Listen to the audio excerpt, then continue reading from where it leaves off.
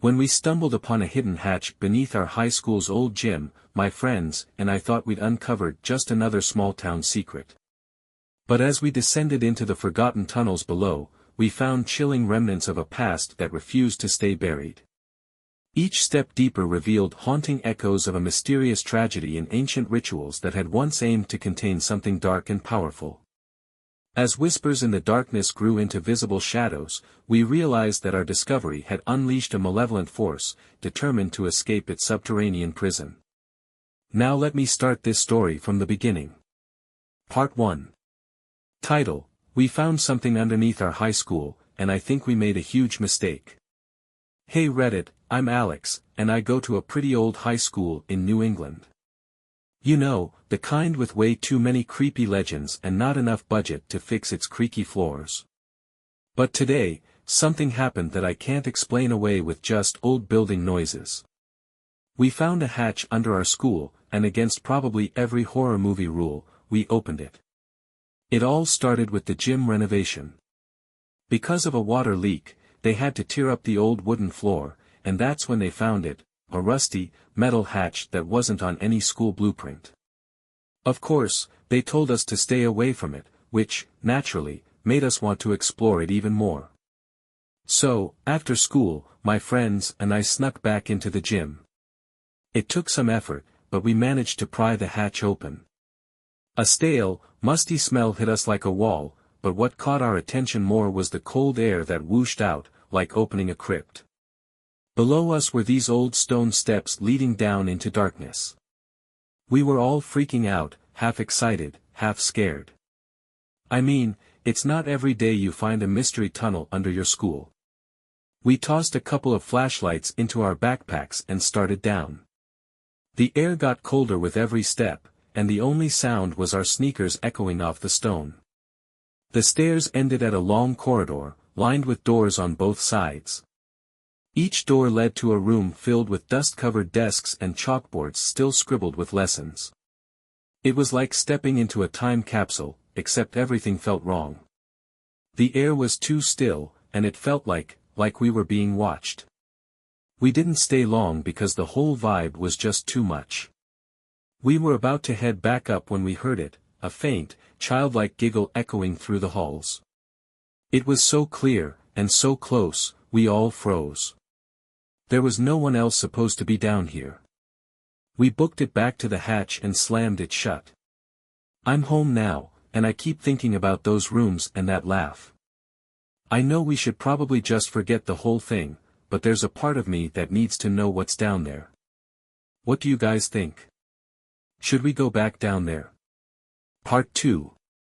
Title: We went back down into the tunnels, and found more than just old classrooms.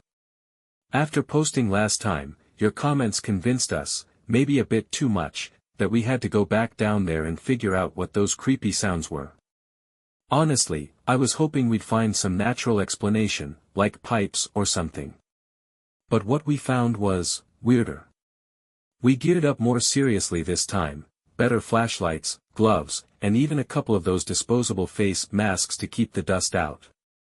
We told ourselves we were just being cautious, but I think we all felt that it was more than that. Something about that place didn't feel right, and deep down, we knew it. When we got back to the hatch in the gym, the janitor was there patching up the floor. We had to distract him, thanks, Jenna and your sudden asthma attack, so the rest of us could slip under the bleachers where the hatch was slightly hidden. The adrenaline of sneaking past an adult for something this insane was almost too much, but we managed it. Down in the tunnels, with our stronger flashlights, we realized the corridor was longer than we thought. Doors lined both sides, leading to classrooms that had no business being so well preserved under a layer of dust. We pushed forward, determined to reach the end of the corridor. At the very last door on the left, we found it, a room unlike the others. This one was filled with children's belongings, small coats hanging on hooks, shoes scattered about, and desks with open books as if they'd just been read. But the creepiest part was the walls. They were covered in drawings. Not just any drawings, though, these were chaotic scribbles, all of black and twisted figures, with too many eyes, looming over stick-figure children. The kind of stuff you'd expect in a nightmare, not a child's classroom. The air felt thick there, charged with a static that made the hairs on my arms stand up. We were just about to leave when Sam pointed out a small, half-hidden door in the corner of the room. It was so out of place, like it was meant to be overlooked. Curiosity got the best of us, and we opened it, revealing a narrow, spiraling staircase leading further down into darkness. I won't lie, we hesitated. Going down those steps felt like crossing a line, but we were too deep into it to back out. The staircase was tight and steep, and it ended at another corridor, this one much older, lined with stone and moss. The air was damp and cold, like a cave.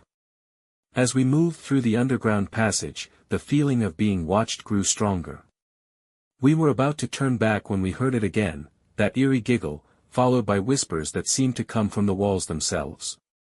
It wasn't just one voice but many, murmuring things we couldn't quite understand.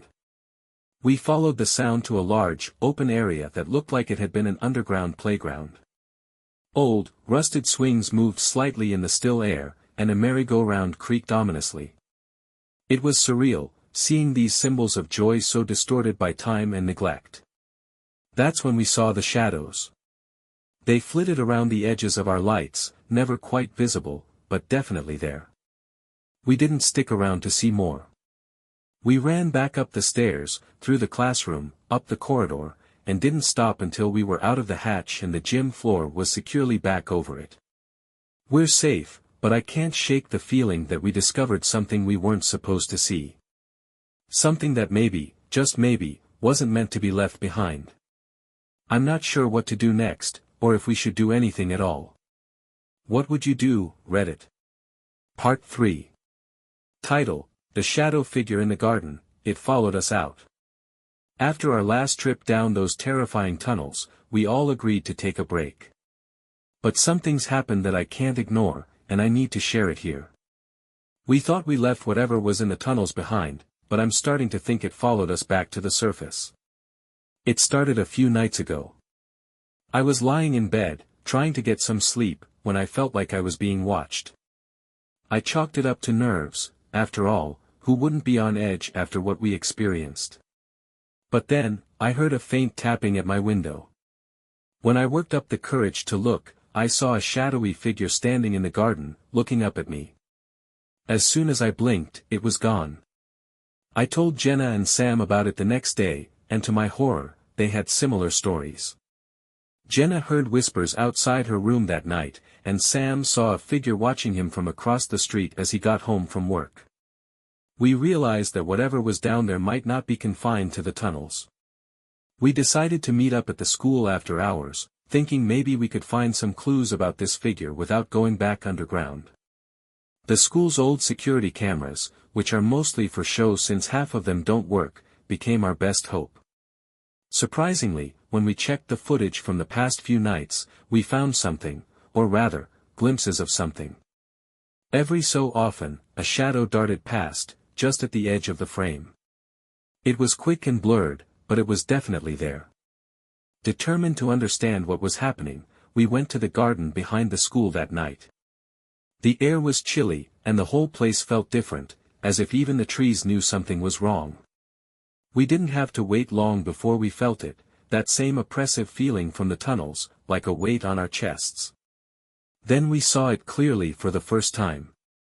The shadow figure was taller than any normal person, and it moved unnaturally, sort of gliding over the ground. It didn't seem to notice us at first, roaming aimlessly around the garden. We kept our distance, watching, until it stopped and turned towards us. Its eyes, if you could call them that, seemed to glow faintly in the dark. We ran. We ran as fast as we could back to the school and didn't stop until we were inside, with all the doors locked behind us. The figure didn't follow us inside, or at least we didn't see it again that night. Now, I'm sitting here, writing this, and wondering if we've unleashed something by opening that hatch. Something that was supposed to stay buried forever. We're thinking of going to the local library to see if there are any old records or newspaper articles about the school and these tunnels. Maybe someone else has experienced this before, and there's a way to stop it. That's it for now. Any advice would be welcome. We're in over our heads here, but we can't just ignore it. Whatever this shadow is, it's not staying hidden anymore. Part 4. Title: Unearthing the History, What We Found in the Old Records. After encountering that shadow figure in the garden, we decided it was time to dig deeper into the history of the school and these tunnels. We needed answers, and it seemed like the local library might be our best shot. We gathered at the library the next day, a little shaken but determined. The librarian, Mrs. Harper, noticed our grim expressions and asked if she could help. Hesitantly, we shared a bit of our story, expecting skepticism. To our surprise, her face turned pale, and she nodded knowingly. I always suspected there was something more to this town's old legends, she said, leading us to a secluded section of the library filled with historical archives. We spent hours poring over dusty books and faded newspapers. Finally, we found an article from the early 1900s that sent chills down our spines. It was about the school's original construction and mentioned that the building was erected over the site of an old manor, which had burned down under mysterious circumstances. The article hinted at occult practices and strange happenings, things the townsfolk preferred to forget. Digging deeper, we uncovered a diary from one of the town's former residents, a school janitor who worked during the school's early years. The entries were vague at first, but as we read on, the revelations became more disturbing. He wrote about hearing children's whispers and cries echoing through the halls at night, long after the school was supposed to be empty. He even mentioned a secret society of teachers who would meet in the tunnels, discussing their guardianship of something ancient and powerful hidden beneath the school. As we connected the dots, it became clear that these tunnels were more than just forgotten parts of the school, they were intentionally sealed off and hidden for a reason. According to the janitor's diary, there was an incident, a ritual gone wrong that led to several disappearances, forcing the remaining members of the society to close the tunnels for good. Our hearts sank as we realized the gravity of what we might have unleashed by opening the hatch. The shadow figure, the eerie occurrences, it all started to make a horrible kind of sense. The diary mentioned a specific room, the heart of the whispers, where the society conducted most of their eerie experiments. We knew what we had to do next. Armed with this new information, we decided to go back to the tunnels one last time to find this room. Maybe, just maybe, we could find a way to put an end to whatever was started all those years ago. We planned to go back that night, more prepared than ever, but also more terrified. If the legends and the diary were true, we were about to come face to face with something that hadn't seen the light of day in over a century. That's where I'm leaving off for now. We're about to head into the tunnels. Wish us luck, Reddit. We're going to need it. Part 5. Title: The Heart of the Whispers, Confronting What Lies Below. I'm writing this after what was undoubtedly the most terrifying night of my life. We went back down into the tunnels, armed with every bit of courage we could muster and some serious flashlights. Our goal was to find the Heart of the Whispers, the central room mentioned in the janitor's diary where the secret society supposedly conducted their dark rituals. We entered the tunnels as the sun was setting, casting long shadows that seemed to reach out towards us. The air felt even colder than before, and every step deeper into the darkness made my heart beat faster. We retraced our steps to the classroom with the hidden stairwell, where we had last heard the whispers and seen the shadow figure. Descending the spiral staircase, we could feel the oppressive silence enveloping us. It wasn't just quiet, it was as if the tunnel was absorbing all sound, making our own breaths seem loud in our ears. We followed the corridor towards what we hoped would be the center of the underground network. After what felt like hours, but was likely only minutes, we found it, a large, cavernous room unlike any other part of the tunnels. The walls were covered in old, faded murals depicting celestial alignments and dark, hooded figures. In the center of the room, there was an altar made of stone, stained with what looked disturbingly like old blood. We approached the altar cautiously, our flashlights casting eerie shadows on the walls. That's when the whispers started, just as described in the janitor's diary. They were soft at first, like the rustling of leaves, but they grew louder, more insistent. It was a chorus of voices, none quite distinguishable from the others, pleading, warning, threatening. Sam, always the brave one, placed his hand on the altar, and the voices abruptly stopped. The silence that followed was suffocating. We waited, breathless, for what felt like an eternity. Then, without warning, the room began to shake, dust and pebbles falling from the ceiling as the ground trembled under our feet. We thought about running, but we were frozen, transfixed by the sight before us. From the shadows at the far end of the room, the shadow figure emerged, its form more defined than ever. It was taller than any normal human, its eyes glowing a faint red, and it moved towards us with a deliberate, menacing grace. "Leave," it said, the voice echoing off the stone walls, deep and resonant. It was a command, not a request. Jenna, trembling, asked, "What are you?"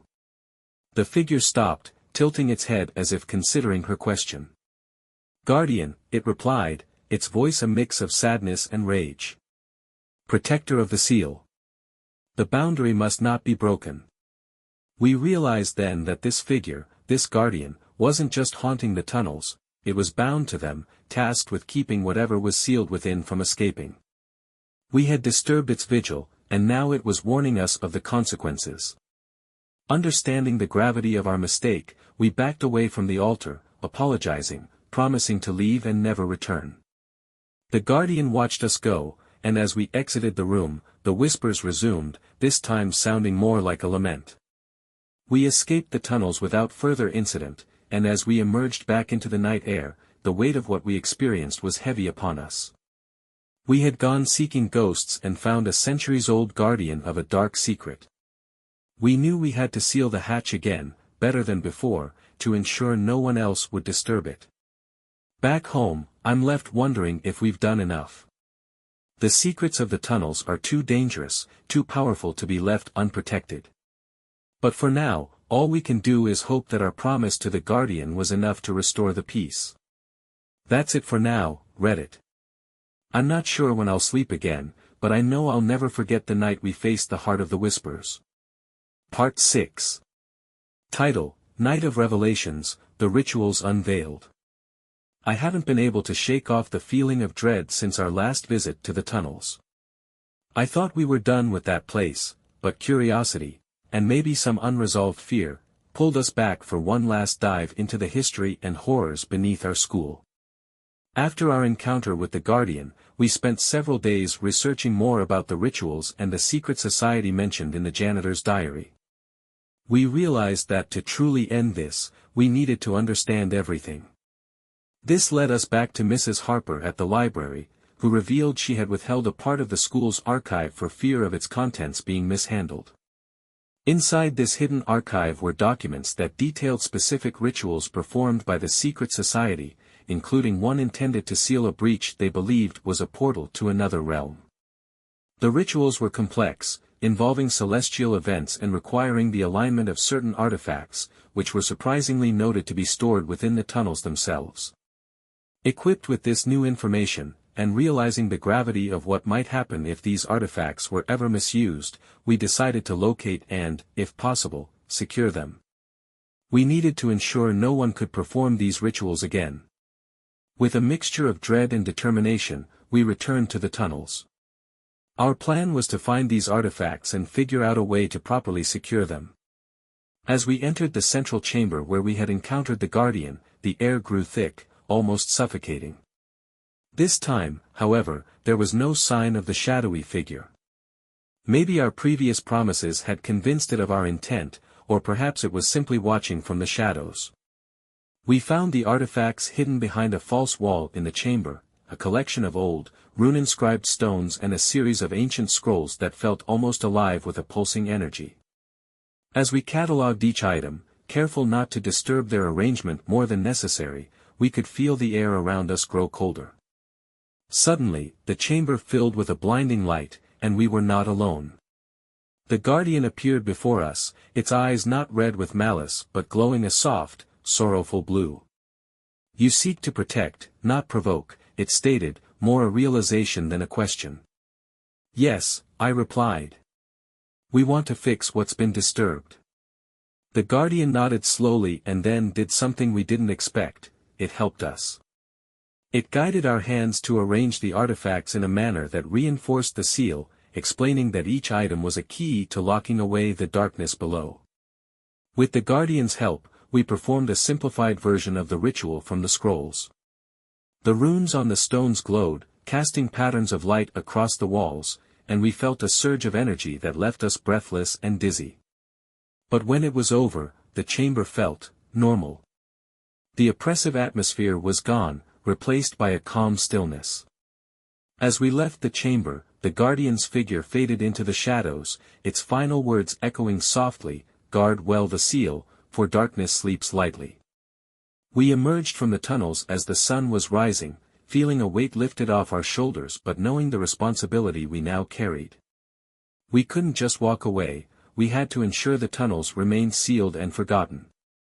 Back at the library, we thanked Mrs. Harper and returned the documents, agreeing to keep the specifics of the artifacts and the rituals to ourselves. The fewer people who knew, the safer the seal would remain.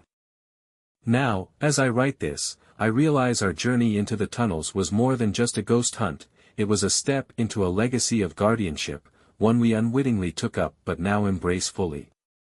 We're making plans to ensure that no one can access the hatch again without understanding the true danger it represents. Thanks for sticking with me through this, Reddit. I hope our story serves as a warning to respect the past and its secrets. Sometimes, they're buried for a reason. Part 7. Title: The Curse Unleashed, A Night of Terror. I thought our last encounter in the tunnels was the end of it, but I was wrong. Despite our efforts to secure the artifacts and strengthen the seal, something went terribly wrong last night. The curse, it seems, was far from being contained. It all started with another blackout. The whole town was plunged into darkness, but it wasn't just a regular power outage. There was a palpable tension in the air, a heaviness that felt all too familiar.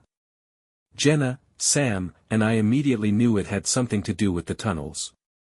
We rushed to the school, fearing the worst. When we arrived, the ground was trembling slightly under our feet, a sure sign that the forces below were stirring more violently than ever. We made our way to the gym, where the hatch to the tunnels was located, only to find it wide open. The lock and chains we had placed were shattered on the floor, an ominous sign of the force with which whatever was contained had decided to emerge.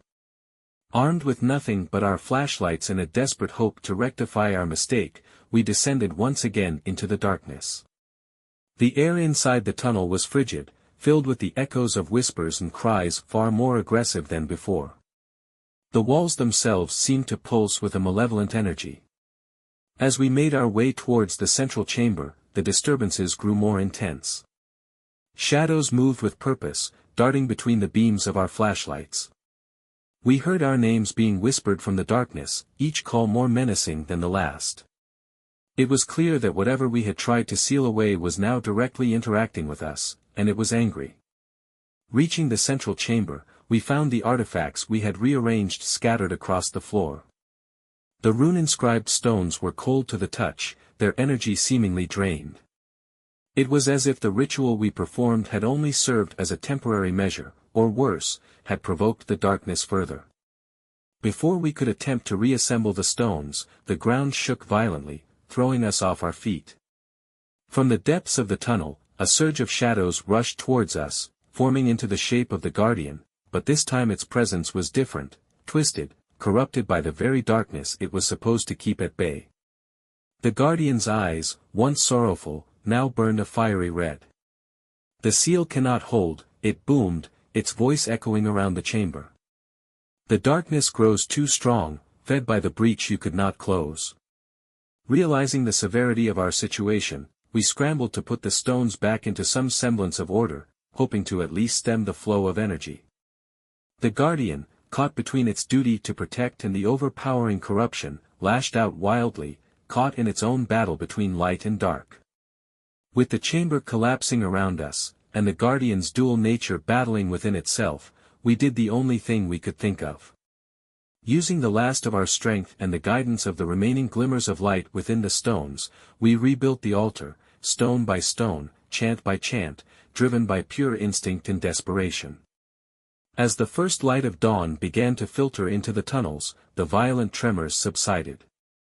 Exhausted and terrified, we fled back to the surface, the sounds of the Guardian's tormented roars fading behind us. We stood outside the school as the sun rose, watching as emergency services began to arrive, drawn by the seismic activity and the blackout. The town was safe for now, but the night had changed us. We had seen what lies beneath, felt its power, and knew it wasn't over yet.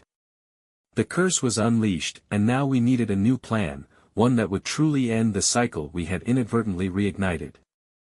Thank you for sticking with us, Reddit. We're going to regroup and figure out our next steps. We must find a way to permanently seal the darkness below, not just for our town's sake, but for our own peace of mind. We thought we were just curious kids, but now we're guardians in our own right, and we have to rise to the occasion. Part 8. Title: Breaking the Cycle, A Final Stand. What started as a curious exploration turned into a fight for our sanity and our town's safety. After the events of that harrowing night, when the curse was unleashed with a vengeance, we knew that mere temporary fixes weren't enough. We needed a permanent solution to end this nightmare once and for all. In the days following the seismic disturbances and the manifestation of the dark forces beneath the school, our little group became somewhat of a task force. With the reluctant approval of local authorities, who were at a loss themselves, and the aid of Mrs. Harper from the library, we set out to devise a plan that would seal the darkness away for good. We returned to the library, scouring through more ancient texts and seeking advice from experts in historical preservation and paranormal activity. One old book described a ritual used centuries ago to contain similar disturbances, which required a precise alignment of artifacts and a lunar eclipse to amplify the sealing power. Luckily, or perhaps unluckily, an eclipse was due in just a few weeks. During this time, the town was on edge, with more sightings of shadows and unexplained phenomena. We knew we couldn't wait any longer. With the help of Mrs. Harper and a few brave volunteers, we prepared for the ritual, gathering every necessary element and rehearsing our parts until they were committed to memory. The night of the eclipse arrived, and we made our way to the tunnels one final time. The air was thick with a palpable dread, but there was a determination in our steps now. We were not just victims of these hauntings, we were fighters, ready to end this. At the central chamber, we set the artifacts in place, forming a circle around the altar. Each of us took our position, holding hands to form a human chain, symbolizing unity and strength. As the eclipse reached totality, we began the ritual. The words felt powerful as they left our lips, and the air around us began to vibrate with energy. The stones glowed, brighter than ever, and the shadows that had plagued us began to recoil and hiss, as if in pain. The Guardian appeared one last time, its form clearer and more human-like than we had ever seen. It nodded to us, a gesture of gratitude and farewell, before stepping into the circle. As the ritual reached its climax, the Guardian and the darkness it held at bay seemed to dissolve into light, a blinding, radiant light that filled the entire tunnel system. When the light finally died down, the stones crumbled to dust, signaling their power was spent and the seal was complete. We emerged from the tunnels just as the eclipse ended, the first light of dawn casting long shadows behind us. But these were just ordinary shadows, nothing more. In the weeks that followed, the town returned to normal. No more whispers in the night, no more eerie figures watching from the shadows. We kept the story of what really happened under wraps, known only to those involved. The school decided to permanently close off the gym area above the hatch, building a new structure over it as a final safeguard. As for us, we've learned to live with the memories of what happened beneath our feet. We continue to watch over the site, ensuring that the darkness remains sealed. We may be young, but we've accepted our role as the new guardians of our town's deepest secrets. Thank you, Reddit, for being a part of this journey. Your support and advice have been invaluable. We learned that some doors, once opened, require great sacrifice to close. But it's a price we're willing to pay to keep the darkness where it belongs, out of sight, out of mind, and under control. Thank you for watching the video to the end. Don't forget to subscribe to the channel so you don't miss new videos. Also, leave your comments and criticisms on this video.